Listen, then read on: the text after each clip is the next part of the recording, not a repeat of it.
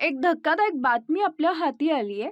बदनामीकारक बातमी येऊ नये म्हणून संगमनेर तालुक्यातील वडगाव पाण येथील दत्तधाम सरकार सेवाभावी संस्थेकडे 6 लाख रुपयांची खंडणी मागणाऱ्या अकोलेतील न्यूज सह्याद्री एक्सप्रेस या यूट्यूब चॅनलचा संपादक असलेला साळवे नामक पत्रकारावर संगमनेर पोलीस ठाण्यात खंडणीचा गुन्हा दाखल करण्यात आला आहे.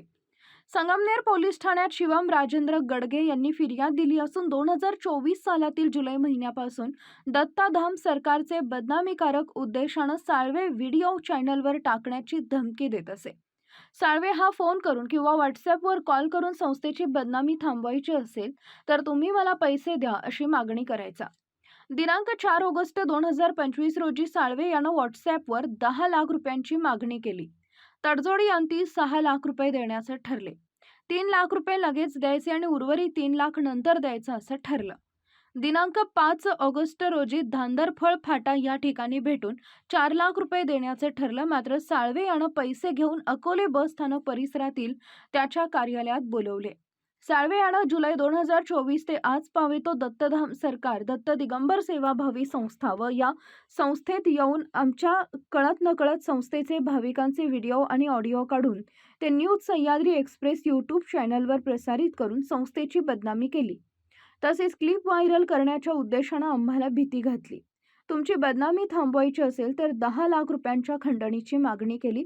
तडजोडी अंती ठरल्याप्रमाणे 4 लाख रुपये घेऊन अकोलेतील न्यूज सह्याद्री एक्सप्रेस कार्यालयात बोलवले. म्हणून साळवे याच्या विरोधात माझी फिर्याद आहे असं शिवम गडगे यांनी म्हटलंय. संगमनेर पोलीस ठाण्यात साळवे याच्यावर भारतीय दंडसंहिता कलम BNS 308(2), 308(3) प्रमाणे गुन्हा दाखल करण्यात आला आहे. श्री गुरुदेव दत्त. भाऊसाहेब साळवे म्हणून अकोल्याचा एक पत्रकार आहे की तो आपल्याला 1 वर्षापासून त्रास देत होता, पैसे मागत होता, खंडणी मागत होता. 10 लाख रुपयाची त्याची डिमांड होती.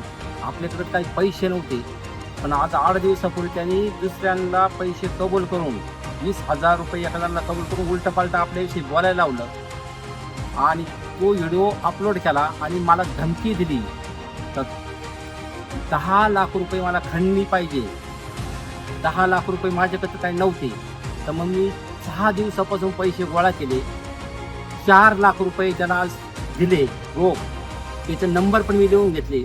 साहेबांनी त्याला पैसे घातले, रंगे हात पकडलेले. आज त्याला बेड्या ठोकून इथं आणलेलं आहे संगमनेर पोलीस स्टेशनला. तो आता आतमध्ये टाकलेला आहे. खंडणीचा गुन्हा त्याच्यावरती दाखल झालेला आहे. खास अकोलेकरांसाठी हॉटेल AFC घेऊन आलं आहे रुचकर व स्वादिष्ट जेवणाची अप्रतिम मेजवानी.